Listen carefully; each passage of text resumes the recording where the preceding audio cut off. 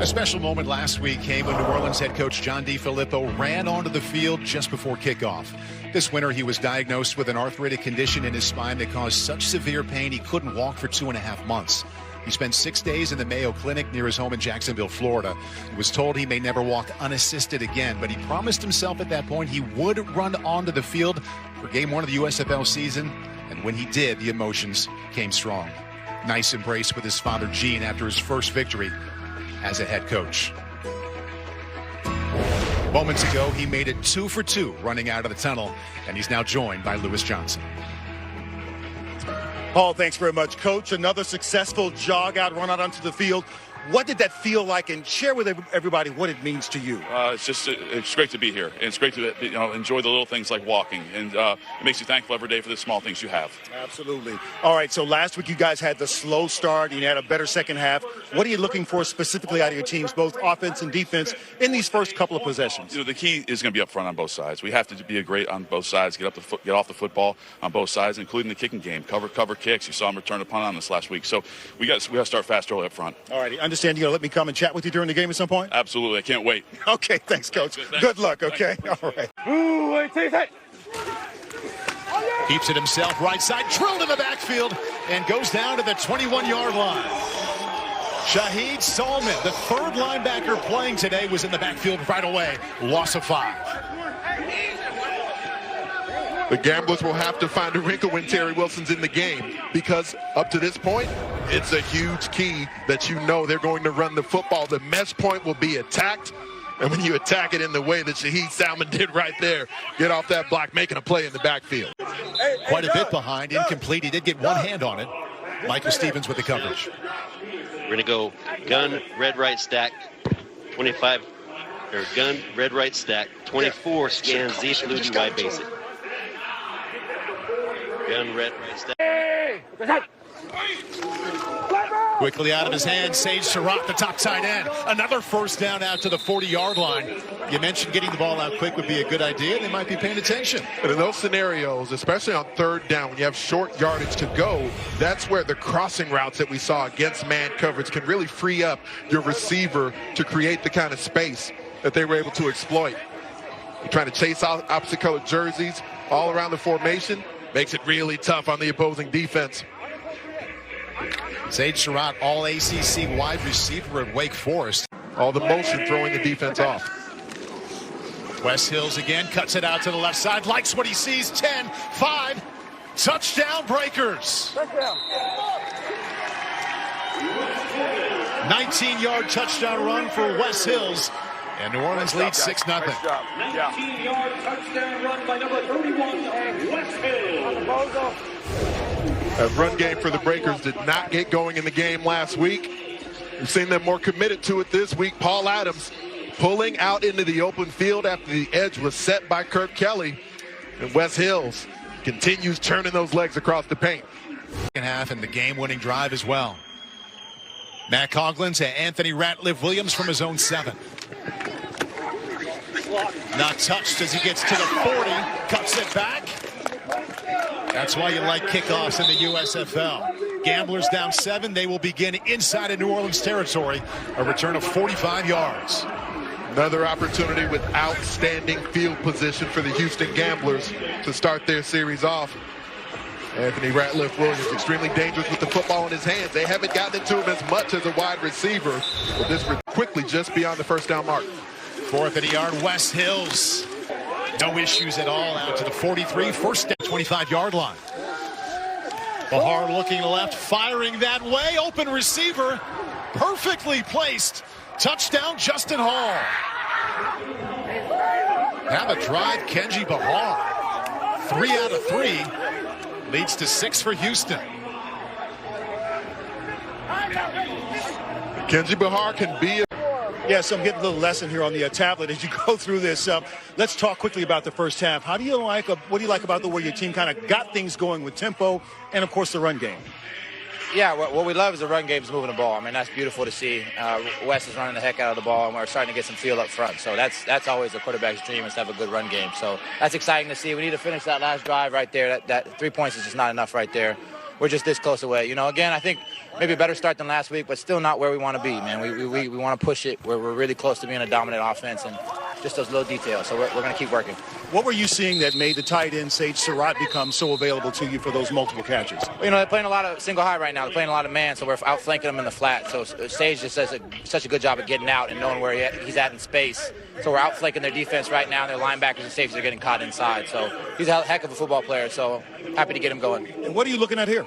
It's just the last drive, so I'm just going through the last drive. I missed 2 throws early in that drive. It was disappointing, so just kind of learning from those and moving on and hopefully dialing up something here, maybe get the ball before the half's out here. Yeah, a few seconds left. Cloud, thanks, man. Absolutely, appreciate it. What did you say to this team to get things turned around here and score that touchdown right before the half? Well, I thought we moved it pretty well. I just want to air it out a little bit more.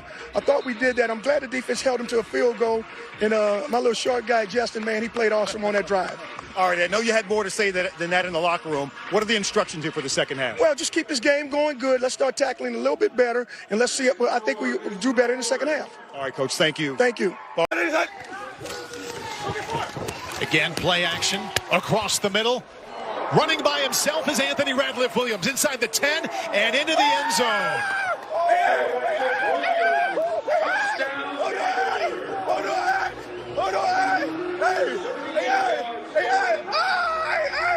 To get things started off in the second half. So, Kenji, you guys really came alive late in the first half. Tell me about that and how you translated it to the beginning of this third quarter. I mean, we just finished off a good 2-minute drive going into the half, up-tempo, which we didn't really do that much in the beginning of the first quarter, second quarter. Once we started, finishing out that second drive going into the half, I think we just kept that momentum going, our first drive. It was pretty sweet. You got quiet all of a sudden over here. What happened to all the jumping around and screaming? Are you guys excited about scoring the touchdown the way you did? Absolutely, man. We treat those as regular plays, man. We got a really talented receiver group. So we go out there and make plays. As long as the ball's in the air, we know what we're going to do with it. Okay, so once you had the ball and you were kind of snaking down the sideline there, it was close to a tackle and the sideline was right there. So what were you thinking about a move you might make to get on by? Oh, man, you got in your bag right Come there. on, tell the truth. Honestly, I gave him a little hop step thinking like he's vulnerable, so I didn't know what I wanted to do to him, but a little stiff arm to get the trick, so it's all good. Track and field hurdling? For sure. Great connection, guys. Good luck the rest of the way. All right. Taking a look to see if he did get that ball across the pylon. Mike Pereira will take a listen in as he watches what was called a touchdown. You know, Larry, when I'm looking at this, I thought it was a touchdown initially because he does get the ball inside the pylon, but his right foot actually steps out of bounds before he extends the ball over the pylon. So he is short. So we're going to reverse this to being short. We're going to put the ball, at the half-yard line? Put the ball at the half-yard line. It's going to be second and goal from the half-yard line. Looking left, firing left, Sage Surratt secured it. Touchdown Breakers.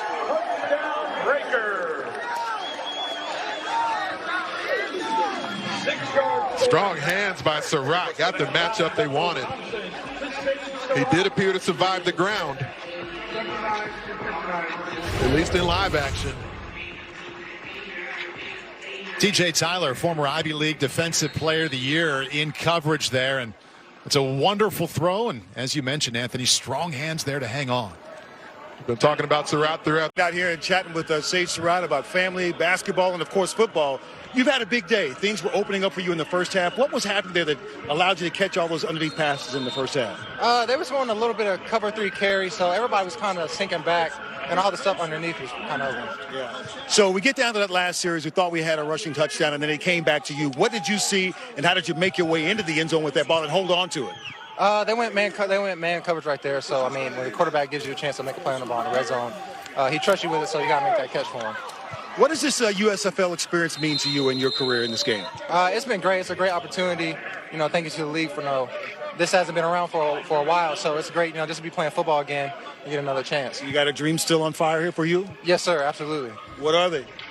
Get back to the NFL. Okay. Yes, sir. Alrighty. And your family's watching from where? They're watching from South Carolina. Let me say hey to my mom real quick. Right there. Hey, Mom. That's it? I love you, Mom. There you go. The only time I was going to say hey to her, but I love her, though. 6 here for Kenji Bahal. Back foot intercepted. Cutting it back and trying to work his way out of the tackle is Alex Thomas. But late and outside is never a good idea for a quarterback, and Kenji Bahar pays the price there. You telegraphed it, Paul. You know it's to go up top. Bethel Thompson to the end zone, strike, touchdown New Orleans. Johnny Dixon.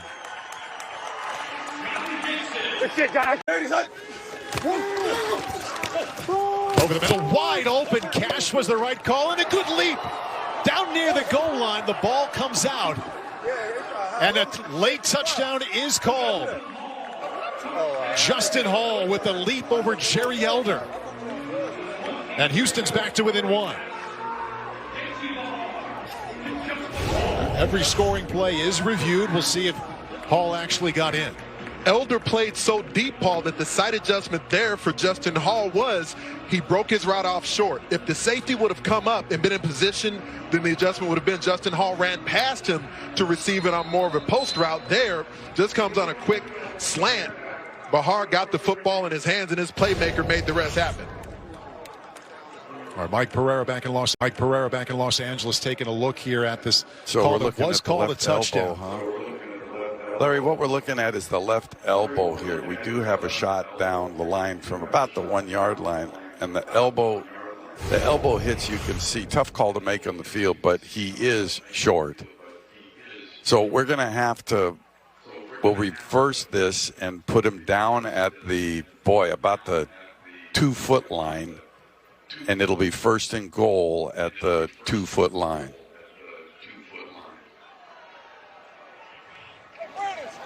After review, the ruling on the field is the runner was short of the goal line. It will be first and goal from the 2 foot line on the left hash. Knew it was short, and that was enough for me. TJ Pleasure. That extra effort did get him in.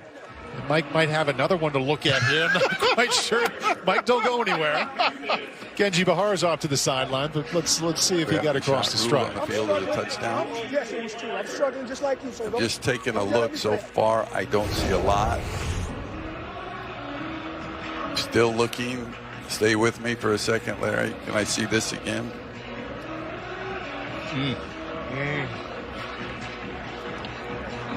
This shot here.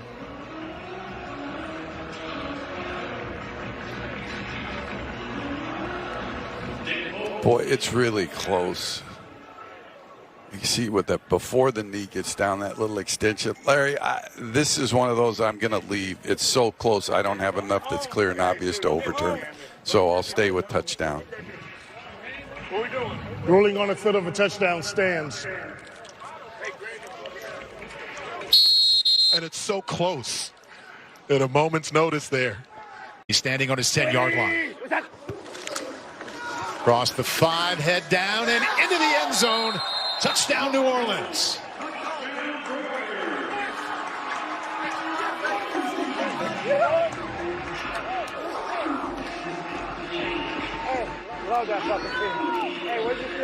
That drive was a thing of beauty up front. Hasn't been easy work for the New Orleans offensive line, but they've been really effective in this game. Paul Adams, Jack Kramer, Kirk Kelly, they've been putting in work. Quickly gets rid of it, complete down near the 10-yard line. Spin move inside the 5 and inside the end zone for Justin Hall. 18-yard touchdown, and it's a 1-point game. He's a monster.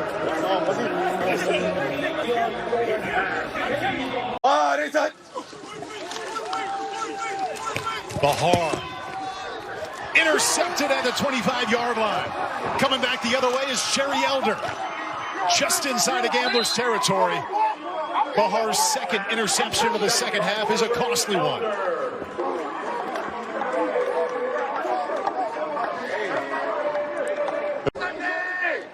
Wes Hill's the tailback, but right to the air off the back foot. Touch pass, and what a touch pass it is! Down to the 14-yard line is Lee Morris.